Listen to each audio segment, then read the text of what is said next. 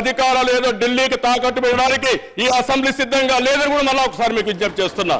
ఆ విషయం మీరు గుర్తుపెట్టుకోవాలి. ఈ రోజు మీరు ముఖ్యమంత్రిగా ఉంటారు, 3 నెలల తర్వాత మీరు ఉండకపోవచ్చు, అక్కడ ఇంకొక రావచ్చు, అక్కడ నేనున్నా, నేను ఇక్కడికి వచ్చాను, అది వేరే విషయం. కానీ ఈ రోజు రాజ్యాంగాన్ని పరిరక్షించవలసిన బాధ్యత మనకుంది.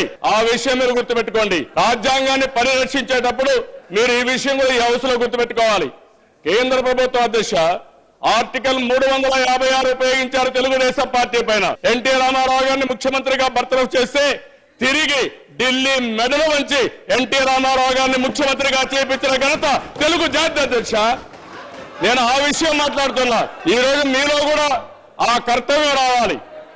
ఎమ్మెల్యే లేదు ఆ పక్క ఈ పక్క మాట్లాడడం కాదు.